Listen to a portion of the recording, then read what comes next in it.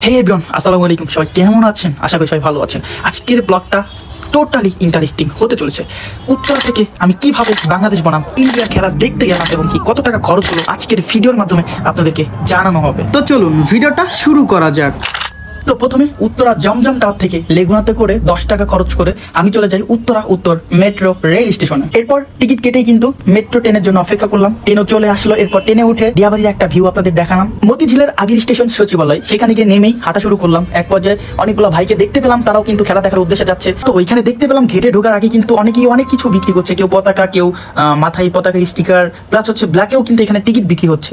এরপর কিন্তু লম্বা একটা সিরিয়াল ধরলাম, মানে এত পরিমাণ দর্শক ছিল যেটা বলার বাইরে। তো ঘড়ির কাটায় তখন 6টা বাজে। তখন মাঠে ঢুকেই দেখলাম কনসার্ট হচ্ছে মাঠে, আর দর্শক কিন্তু গ্যালারিতে পরিপূর্ণ। হঠাৎ করেই দেখতে পেলাম হামজা ভাইদের এন্ট্রি, আর সবার মুখে একটাই নাম, হামজা হামজা হামজা। হামজা ভাই এবং কি বাংলাদেশের ফুল টিম যখন মাঠ পরিদর্শন করলো, তখন হামজা ভাই আর জামাল ভাই কিন্তু দর্শকদের উদ্দেশ্যে এগিয়ে আসলেন। এরপর মাঠে কিন্তু পানি দিল সুন্দর করে ঝর্ণা সিস্টেম করে। আমার লাইফের সব থেকে সেরা একটা মুহূর্ত, জাস্ট এই ভিডিওটা স্মৃতি হিসেবে রাখা দিব, এর জন্যই এই ভিডিওটা করা। এরপর দেখতে পেলাম হামজা ভাই এবং কি সৌমিত সোম গোলবারে হিট করে প্র্যাকটিস করছেন। এরপর খেলা শুরু হওয়ার আগে গ্যালারি থেকে একটাই ধ্বনি ছিল,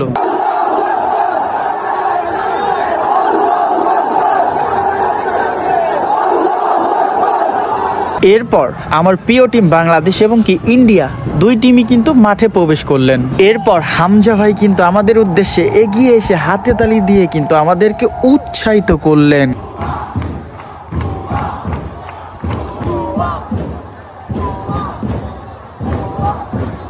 ম্যাচের 11 মিনিটে কিন্তু রাকিব হোসাইনের পাস থেকে মোরসালিনের অসাধারণ একটা গোল, এবং গোল দিয়ে কিন্তু মোরসালিনের সেলিব্রেশনটা দেখুন, জাস্ট অসাম ছিল।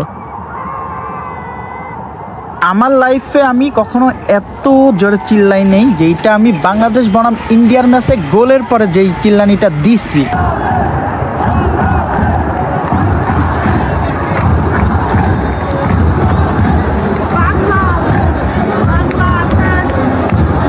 এক পর্যায়ে ইন্ডিয়াকে ধাক্কা দেওয়াতে কিন্তু বাংলাদেশ আর ইন্ডিয়ার একটা গ্যাঞ্জাম লেগে যায়। ম্যাচের লাস্ট মুহূর্তে কিন্তু পুরো গ্যালারিতে শুধু বাংলাদেশ। ম্যাচের লাস্ট মুহূর্তে যখন রেফারি শেষ বাঁশিটা বাজে, তখন আমার অবস্থাটা দেখুন।